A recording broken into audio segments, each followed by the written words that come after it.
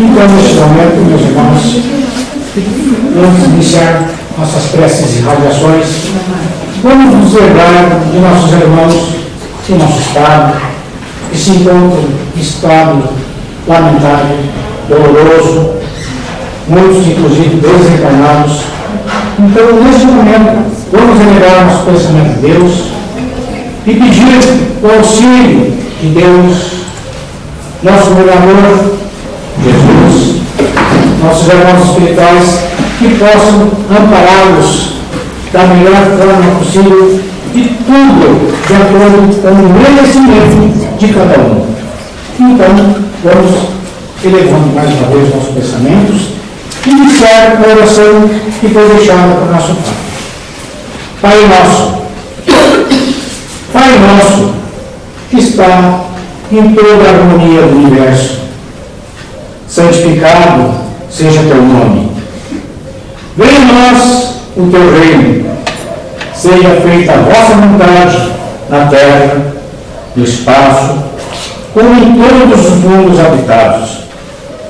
Dai-nos o pão do corpo e da alma. Perdoa as nossas faltas, as nossas impurezas e imperfeições, e dá-nos o sublime sentimento do perdão por aqueles que nos têm ofendido. Não nos deixe sucumbir às tentações da matéria, às ciladas dos espíritos mais imperfeitos do que nós. Mas envia-nos, Senhor, os bons para nos esclarecerem. Que um raio de tua santíssima luz se derrame sobre toda a humanidade sofredora. Em nome de Deus, Cristo e caridade. Pai, há quem esteja muito feliz, mas dentro da tua misericórdia há muitos meios de socorro, muitos recursos para reanimar as criaturas. De toda a alma te rogamos, abençoa os que sofrem, dá a cada sofredor a sua suavização de suas dores, um bálsamo para suas tristezas.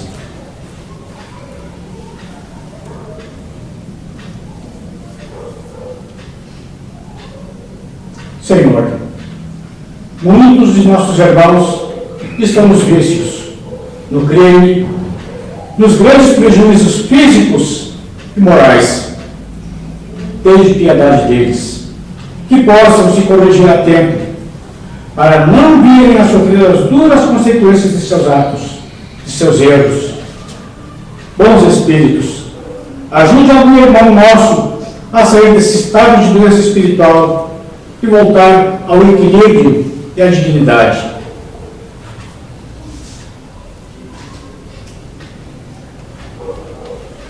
Nos hospitais, nos lares, os enfermos esperam conforto e querem sarar.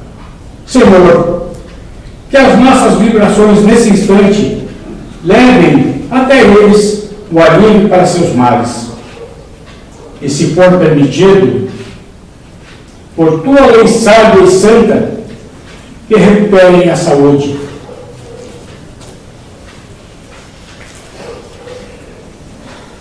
Agora, Deus bondoso, vibramos pelas crianças e pelos jovens, que não lhes falte um pão material e espiritual, o pão e a escola, o amor e a alimentação da alma.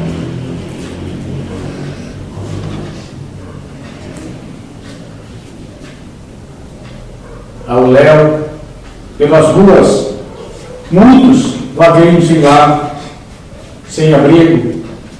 Velhinhos sofrem o abandono e o desamparo no fim de seus dias. Se encontrarmos, Senhor, inspira-nos para que saibamos dar-lhes um pouco da ajuda, o que estiver ao nosso alcance. Mas nesse momento, Pai, permite que os envolvamos em votos de paz e doemos a eles um pensamento amigo e bom.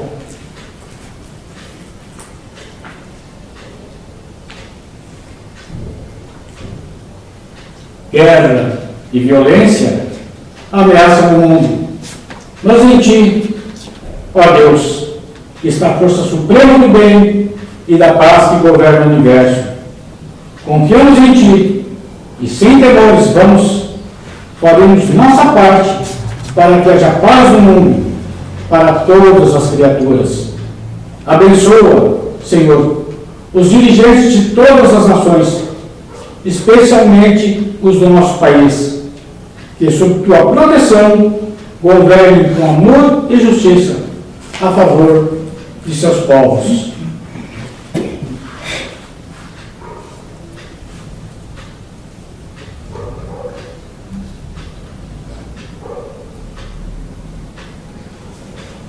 Abençoam os maus, Senhor, a fim de que se arrependam, progridam e se melhorem.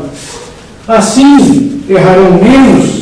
Isso será benéfico para todos nós, para toda a humanidade.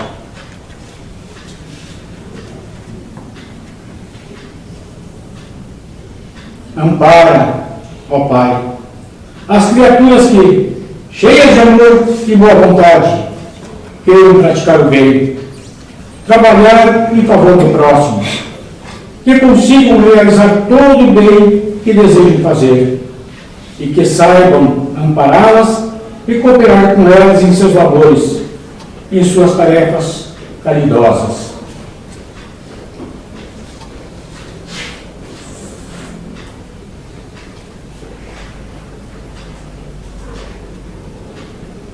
O lar é a primeira célula da sociedade.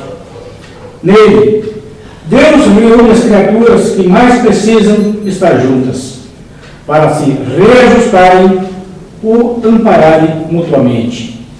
Que a proteção divina se estenda a todos os lares, ao nosso também, que neles reine o respeito, a harmonia, a ajuda mútua.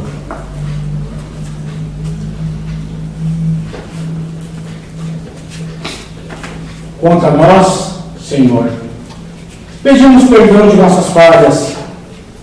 Ajuda-nos a desenvolver as virtudes que colocaste dentro de nossas almas.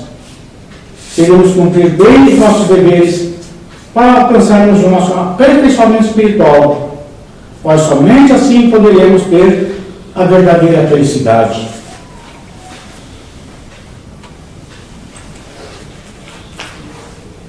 Graças, Senhor, por todas as bênçãos que sempre nos dás, por esses momentos de vibrações em que podemos nos doar e viver em um clima espiritual tão belo, tão reconfortante, que outras pessoas também têm momentos assim.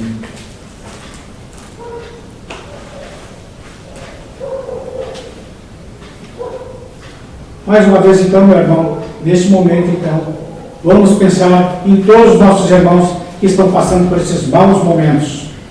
Vibração a Bezerra de Menezes. Vamos vibrar pelos doentes, onde quer que estejam, que os nossos pensamentos cheguem até eles com um apoio para suportarem seus sofrimentos com fé e com muito amor. Nós te pedimos, Pai de bondade e justiça sem fim, as graças de Jesus Cristo, através do Bezerra de Menezes e suas legiões de companheiros, que eles nos olhem, Senhor, consoladores, confortando aqueles que têm as suas provas e expiações a passar, esclarecerem os que desejam conhecer a verdade, ajudando a todos que apelem pelo teu amor sem fim. Jesus, que és dono da graça e da verdade, estende suas mãos milagrosas em socorro daqueles que te reconhecem como amigo fiel e zeloso, e faz de nós divino modelo, através de tuas legiões consoladoras, de teus santos espíritos, para que a fé cresça, a nossa esperança aumenta a bondade, espalhe o amor e reinando sobre todas as coisas. Bezerra de Menezes, apóstolo do bem e da paz, amigo dos doentes e dos humildes, Movimenta as suas falanges amigas para ajudar aqueles que sofrem, sejam mais do corpo ou da alma. Santos Espíritos, dignos trabalhadores do Senhor, derramem graças e as curas sobre a humanidade sofredora, para que as criaturas amigas da paz, do conhecimento, da harmonia e do perdão, plantando pelo mundo os divinos exemplos de Jesus Cristo. Prece de agradecimento. Pedimos a Jesus, nosso Mestre, neste momento, para que Ele envolva nossos guias e protetores em vibrações de muita paz e alegria, dando a recompensa por seu trabalho caridoso. Desde o início, como criaturas humanas, desde a época que nossa memória não registra, temos sido ajudados e cuidados todos os dias por espíritos guias e protetores.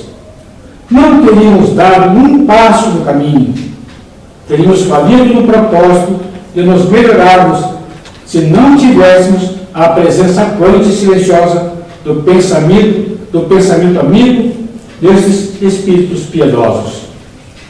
Pedimos também, em nome desta fraternidade e da equipe de trabalhadores encarnados e desencarnados, temos a certeza que esta fraternidade é um ponto de luz e esperança no meio das trevas deste mundo de provas e expiações, onde as criaturas vêm buscar momentos de paz e melhora, que nós, trabalhadores desta casa, possamos nos realizar no serviço de auxílio ao próximo, que todos se fortalecem na fé, buscando em Jesus o caminho, a verdade e a vida. Chegando a hora de encerrarmos os nossos trabalhos de preces e radiações, pedimos aos amigos espirituais que aqui se encontram, para juntos, num só pensamento, entoarem a prece de encerramento ao Pai de amor e bondade sem fim, para que nos dê forças e orientações para trabalharmos com proveito na sua santa vida. Senhor, da caridade deste fizeste uma lei para todos nós. Sabemos que a caridade não é somente ajudar os necessitados materialmente. Precisamos entender que o ponto principal da caridade está no esquecimento das ofensas. Dá-nos, Senhor, forças para superar ressentimentos, ódios e rancores. Permite que a morte não nos surpreenda com desejos de vingança no coração. Que as nossas últimas palavras sejam de esquecimento e de perdão por todas as ofensas recebidas, abençoando os que nos feriram e humilharam. Coloca no teu coração de todo o que vive na cegueira da ignorância a certeza consoladora do teu perdão e da tua misericórdia. Que assim seja. Meus irmãos, a doutrinária de hoje será dirigida pela nossa irmã Zoraida, trabalhadora dessa fraternidade. Seja bem-vindo. Nós vamos iniciar com uma frase para a gente começar pensando. Tudo é trabalho da mente, no espaço e no tempo, a valer-se de milhares de formas, a fim de purificar-se, santificar-se para a glória divina. Isso aí está no livro Entre o Céu e a Terra, psicografia de Chico Xavier, por André Luiz. O que quer dizer essa frase? Vamos tentar esmiuçar um pouquinho. Tudo é trabalho da mente no espaço e no tempo. A mente, o pensamento, é atributo do espírito. Então, está falando aqui, tudo é trabalho do espírito, da mente, no espaço e no tempo, a valer-se de milhares de formas. Então, o Criador, quando nós somos criados num princípio inteligente. Deus nunca cria nada pronto. Ele sempre dá oportunidade para que os seres se desenvolvam. Então, nós fomos criados simples e ignorantes lá, né? Um princípio inteligente. E viemos vivendo em várias formas em toda a natureza, desde o mineral, vegetal, animal e hominal, que é como nós estamos hoje, né? A gente vem então se desenvolvendo e aprendendo durante esses milhares de anos. Só que este aqui não é o resultado final, nós não somos o resultado final. O resultado final é a angelitude. E nós recém começamos a entrar, né? Recém entrando, dando os primeiros passos no campo hominal. Então a gente tem muito aprendizado aí pela frente ainda, né? E aí ele continua, a fim de purificar-se e santificar-se, a angelitude, para a glória divina, para nós voltarmos ao Pai, então, aptos e conhecedores das coisas, né? Experientes das coisas. Bom, essa é a primeira reflexão, né, que a gente traz. Daí nós vamos falar da reencarnação, da imortalidade, do progresso até a angelitude, né? Então, a primeira pergunta desse tema, a primeira pergunta diz assim: o espírito que anima o corpo de uma criança é tão desenvolvido como o de um adulto? Será que o espírito que anima a criança, né, ela é tão desenvolvido, sabe tanto quanto de um adulto? E a resposta dos espíritos, muito mais, muitas vezes, o espírito é mais experiente, mais vivido, mais antigo que o da mãe e do pai. Né? Então, eles só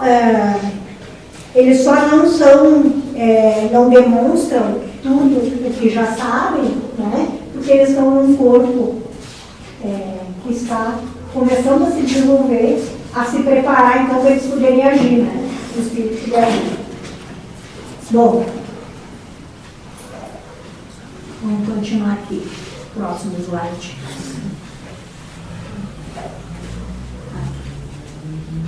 Então, reencarnação, imortalidade, progresso e angelitude. O que será que os espíritos querem dizer até mais que os adultos, quando eles falam, né? Mais preparado, espírito mais desenvolvido, espírito da criança? O que será que eles querem dizer? Então, eles estão explicando que como nós somos imortais, né? A gente tem, todos nós tivemos milhares de anos de existência e de aprendizado. Só que muitas vezes a criança que nasce na nossa família, na nossa casa, é um espírito ainda mais antigo, ou então aproveitou mais do que nós as experiências. Por tem isso, não quer dizer que quem tem 1000 anos, 2000 anos, aproveitou melhor. Ele pode ter perdido muitas chances, não ter aproveitado muitas chances, e aí menos vivido, vamos dizer, né? Tem mais experiência do que aquele primeiro. Então, muitas vezes a criança é um espírito muito mais antigo do que o pai ou a mãe. Bom,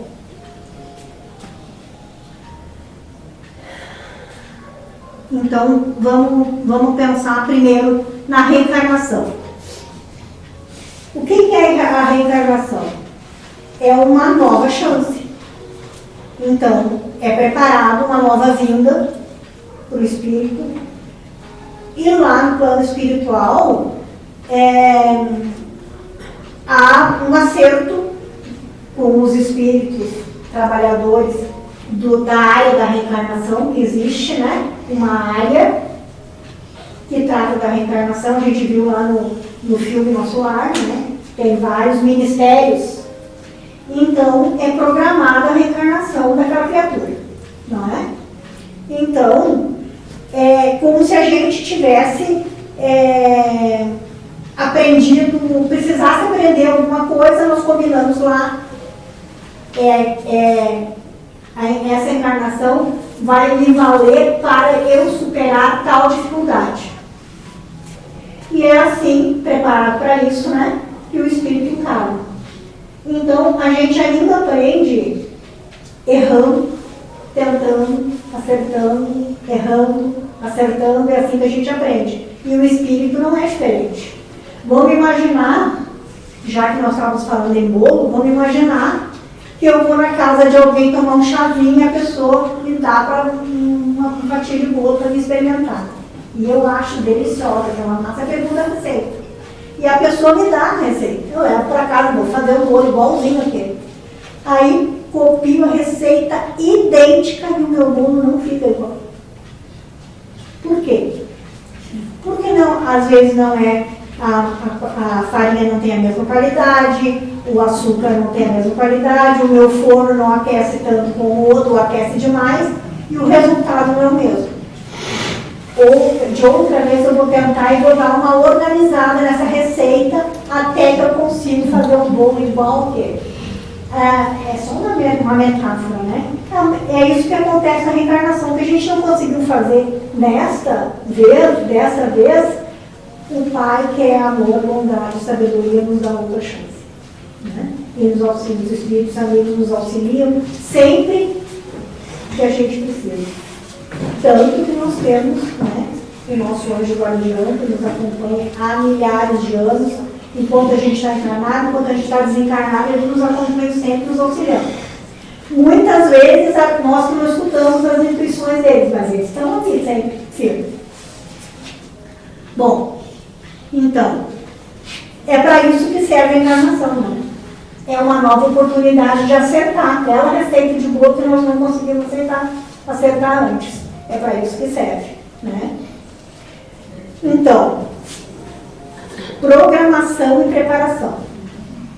Para que a encarnação efetivamente aconteça, né, precisa que seja contactado a mãe que vai gestar, né, o corpo físico para aquele espírito, o pai, a família, né, que vai receber aquele espírito. Muitas vezes essa programação é feita antes do pai e a mãe encarnar, lá no mundo espiritual ainda, ou outras vezes, durante o sono da mãe e do pai encarnados, o espírito é retirado, levado para o plano espiritual e participa de uma reunião e aceita ou não aquela criatura. E às vezes é difícil, porque muitas vezes a gente tem inimigos, que é a única maneira de aproximar, né, de dar a última chance para que eles consigam interagir, se perdoar, se desenvolver, né, é aquela da consanguinidade. Então, muitas vezes a gente tem, por isso que muitas vezes na nossa família nós temos alguns desafetos ou quase desafetos, né? Aqueles que a gente tem mais dificuldade. Mas a relação familiar é uma ajuda muito grande por causa disso, né? Pai, mãe, irmão, etc. Então tem muito mais chance de dar certo do que se nascem em famílias diferentes. Bom, daí então o que é que vai acontecer? Lá no plano espiritual, o espírito que vai encarnar passou todas as tarefas, então, né? Já foi decidido qual é a família, está tudo decidido.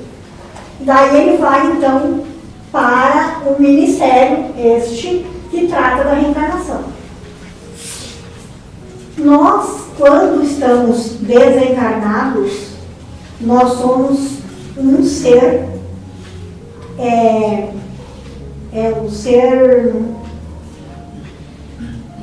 quando nós estamos encarnados, nós somos um ser trino.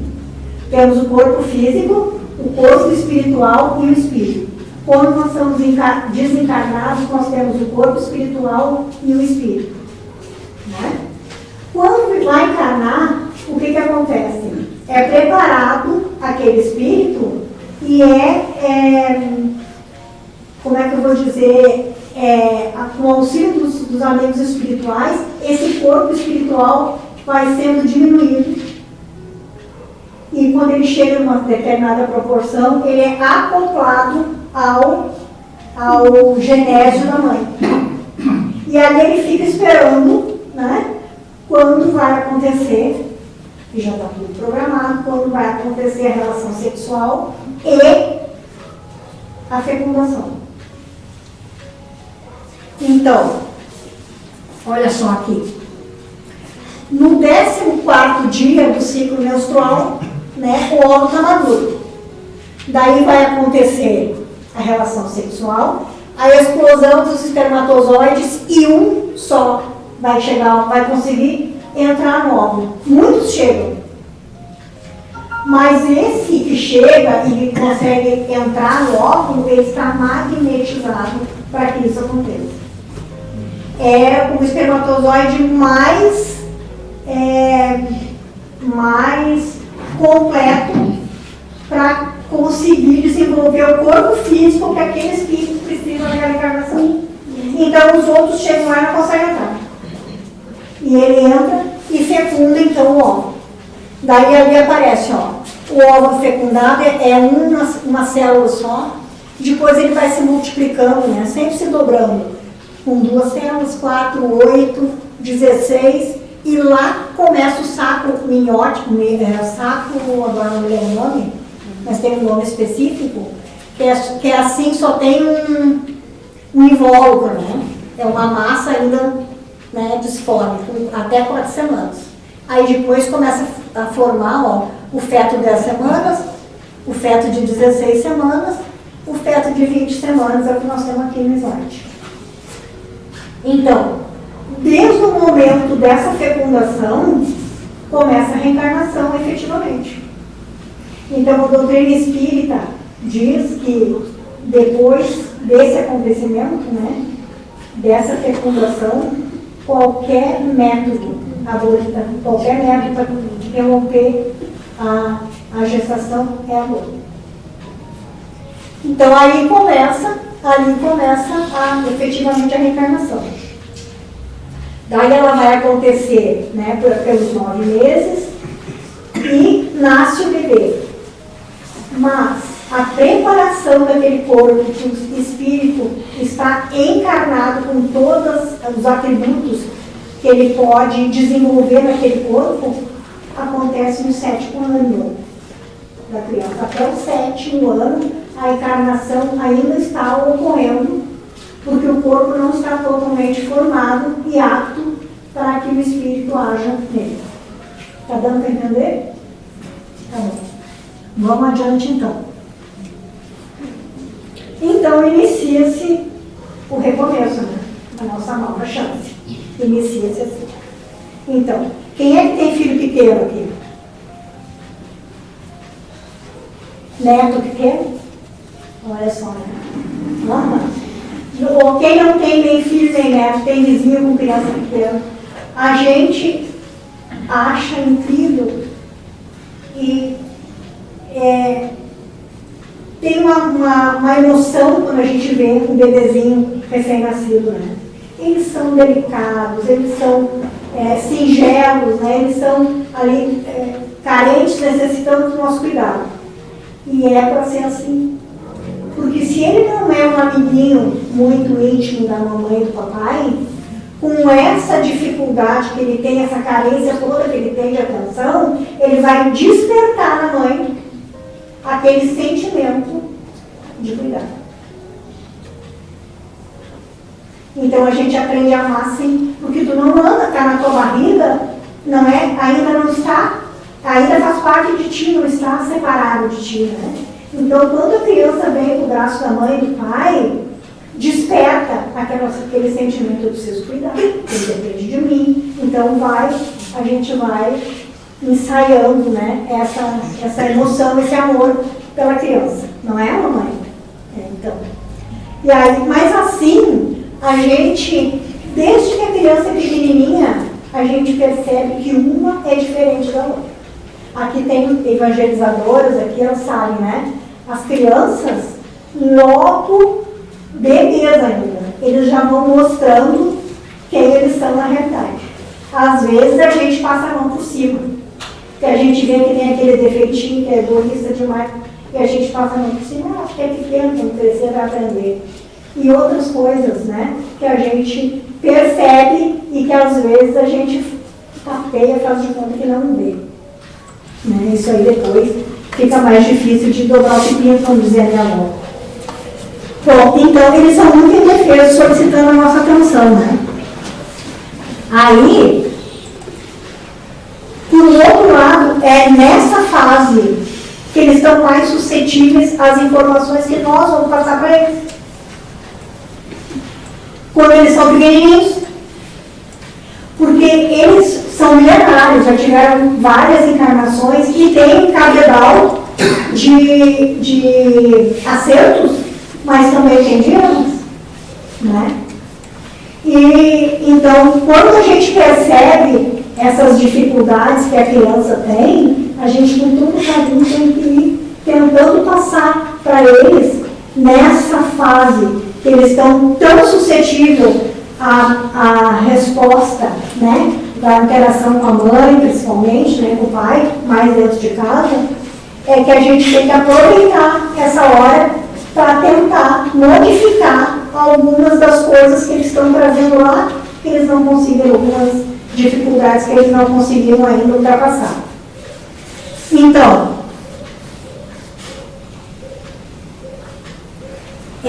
a criança, ela vai aprender o que a gente espera, né? Espera que no comecinho ela tenha uma boa vida, que a gente perceba que elas enxergam bem, que elas ouvem bem, quando elas começam a caminhar, que o pezinho fica retinho, né? Quando a gente começa a dar informação para elas, que elas estão aceitando a informação, estão se desenvolvendo. O espírito é a mesma coisa, só que a criança é no lado material, o espírito é no lado moral, que também está suscetível, então, né, para a gente ir colocando informações para eles. Então, a infância, como a gente falou aqui, é um novo recomeço. Bom, então é por esse motivo que a influência dos pais é de enorme importância, talvez fundamental, porque sabemos que tudo que fomos, fizemos, sentimos, vivemos, o que a gente é em essência, está adormecido quando a gente é bebê. E aí, então, a mãe e o pai podem ir passando informação, né, para aquela criança, para ir se modificando, se melhorando nas suas dificuldades. Bom, e agora? Quando é que começa essa troca dos pais com a criança, né? Deve ser desde o princípio. Então, a gente não pode, tem que evitar negociar, por exemplo. Eu vou te dar um presente se tu comer esse prato de feijão com arroz. Então, esse prato de feijão com arroz é o teu alimento e tu tem que comer aquele prato de feijão com arroz. Não tem troca. Porque daí ele vai achar, quando ele ficar maiorzinho, que tudo é troca. Eu dou uma coisa, pego outra, eu dou uma coisa, pego outra. Não é assim, né? Funciona. Também a gente precisa ensinar para as crianças o limite, o respeito com o coleguinha. A gente tem que ensinar para as crianças a postura no ambiente assim, da sociedade, como é que se veste, né? Se vestir direitinho dentro da sociedade, como é que interage com as pessoas, né? Tudo isso. A gente é responsabilidade dos pais. Bom, então,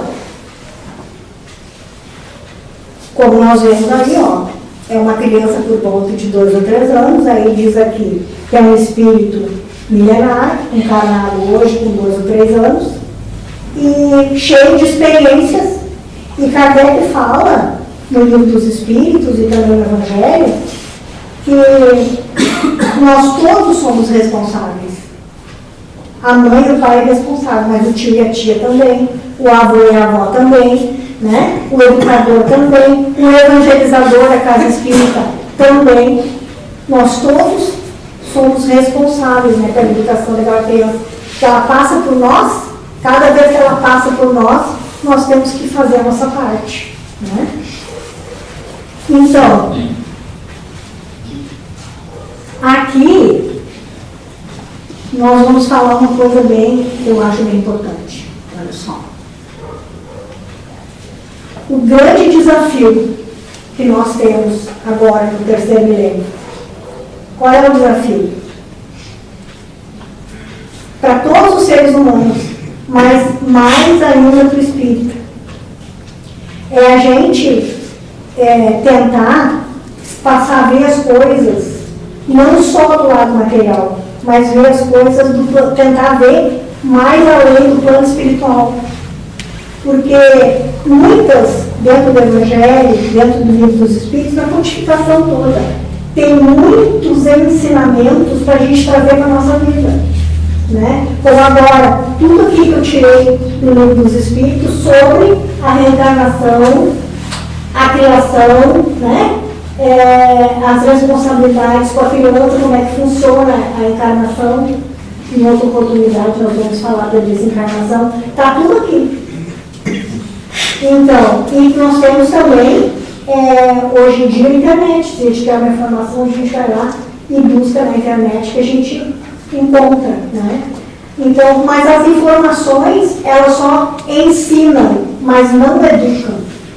E as nossas crianças estão passando a maior parte do tempo com as informações da internet, sem a educação dentro de casa.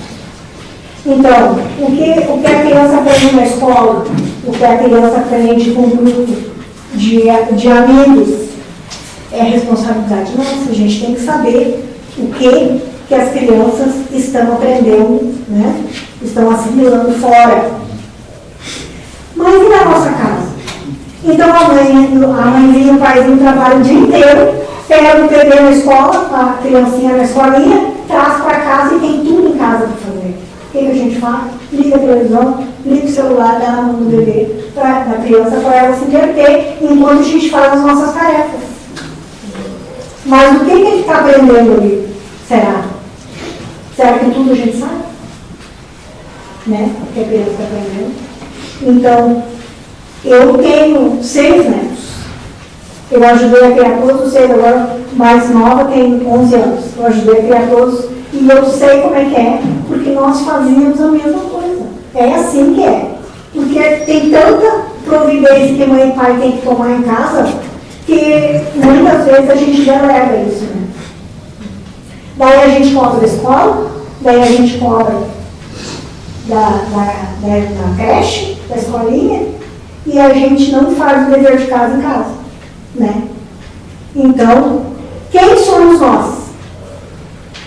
Nós falamos no começo, espíritos imortais em desenvolvimento. Quem são os nossos amigos e colegas? Espíritos imortais em desenvolvimento. E quem são essas crianças? Espíritos imortais em desenvolvimento. Nós somos a nossa tutela, a nossa responsabilidade. Então é diferente. O peso é bem maior, né? Bom, vamos ver aqui. Sobre os nossos cuidados. Muito bem. E aí a gente fala, devemos ensinar sim, que eles devem ter opinião. Muitas vezes, eu não sei se acontece com vocês, mas muitas vezes a gente vê assim, eu vejo na minha família, nas minhas filhas, estamos fazendo comida quase pronta, vai servir o prato da criança. O que tu quer comer? Né? O que tu quer comer? Não. Servir o que tem. É oferecer para a criança, ela ter a possibilidade, que às vezes a criança de 2, 3, 4 anos, ela não sabe o que é bom para ela, nem sabe o que é bom de gosto. Daí, o que ela ouve mais, batata frita, etc.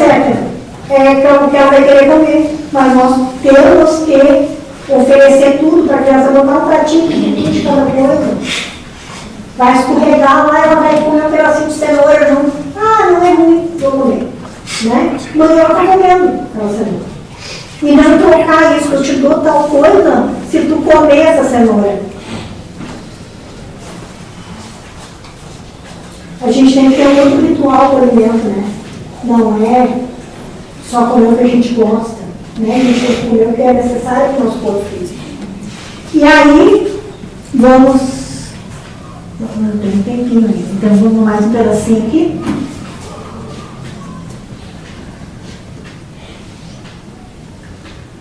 Falamos, então, da TV, do computador, do celular.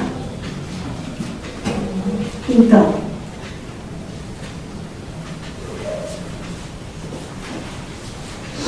todas essas questões que eu coloquei não se aprende nos bancos da escola, né? Aprende em casa. A escola educa, né? Educa no sentido, ensina. Quem educa é o pai e a mãe, né? Ou quem cuida da criança. Então, vamos imaginar aqui o seguinte, essa frase que é bem comentada nos meios espíritas: somos herdeiros de nós mesmos. Então, eu falei há pouco que às vezes a gente, não lembro se eu falei, mas eu acho que eu falei, que a gente encarna um grupo, né? Às vezes, aquele mesmo grupo, 10, 15 espíritos, que vão encarnando juntos. Hoje é pai e mãe, amanhã é filho e nora, mãe, juntos, né? De outro parentesco, mas o mesmo grupo de espíritos. Se nós seguirmos essa ideia, vamos imaginar que o nosso filho que nós estamos educando agora, ou o nosso neto que nós estamos educando agora, daqui um pouquinho lá na frente, 2 ou 3 encarnações, vai ser a nossa mãe ou o nosso pai. E nós vamos aprender com eles o quê? O que nós ensinamos para eles agora. Então, se a gente caprichar, né, a gente vai receber lá na frente um pai e uma mãe muito melhor do que a gente conseguiu ser agora. E talvez um mundo um pouco melhor do que esse que a gente está deixando para eles agora, né? Então, olha, esse não é um raciocínio lógico.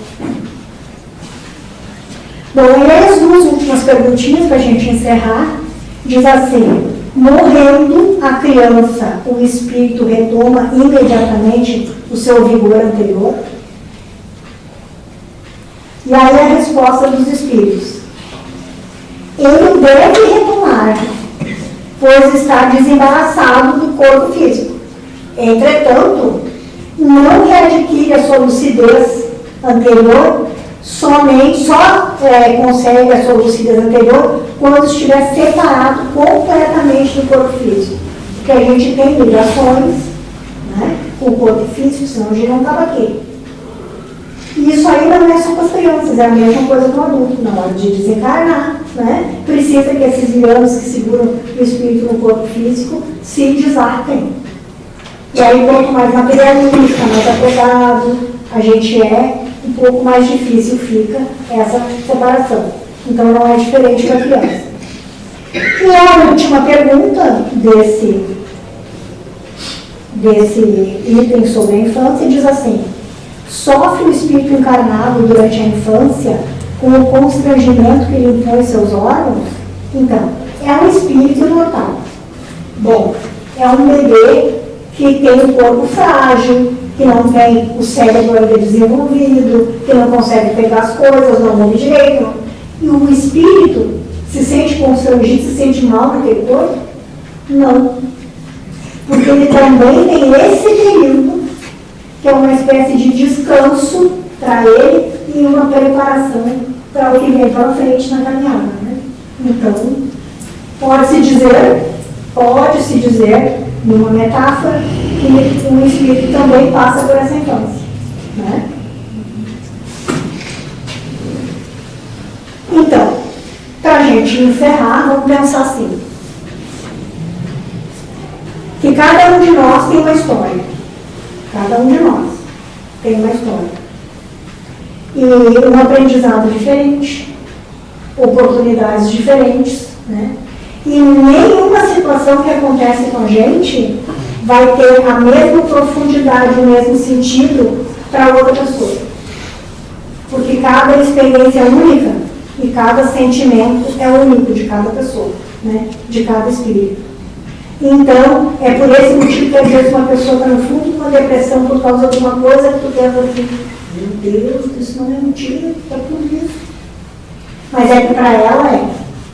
Porque ela passou por experiências diferentes das minhas. Né?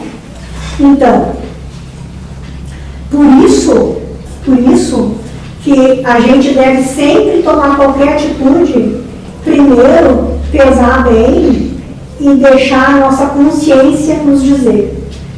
Porque a nossa consciência é Deus lá, né? Nos dando um sinal de que está certo ou está errado. E a gente sabe quando está certo ou quando está errado. Pelo menos a gente desconfia. E muitas vezes a gente passa por cima e faz de conta que não entendeu, e de repente a gente vai ver que estava errado. Então, mas nós usamos todas as nossas possibilidades, né? Vamos procurar usar todas as possibilidades que a gente tem de inteligência, na parte material, na instrução, usar tudo. Por quê? É uma oportunidade de ouro essa encarnação que a gente não pode perder.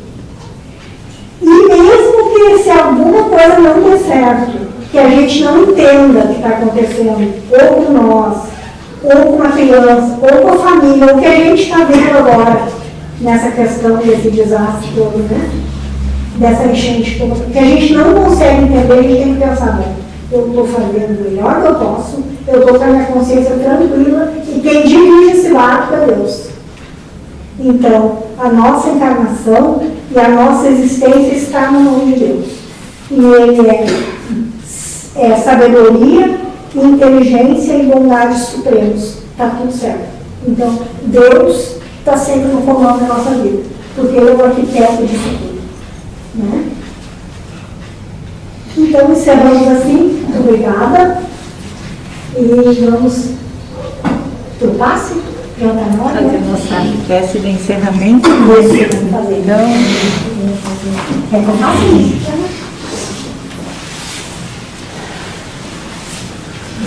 Então, vamos agradecer, né? A oportunidade da gente estar aqui reunido. Vamos agradecer os nossos amigos espirituais que estiveram conosco, nos incluindo, direcionando o nosso pensamento. Todo o tempo que a gente esteve aqui voltado para a mesma ideia, para o mesmo raciocínio, nós abrimos um campo no nosso campo mental para que os nossos amigos espirituais consigam se conectar conosco. Vamos aproveitar isso e vamos agradecer essa oportunidade. E assim encerramos a nossa doutrinária de hoje. Que assim seja, assim seja.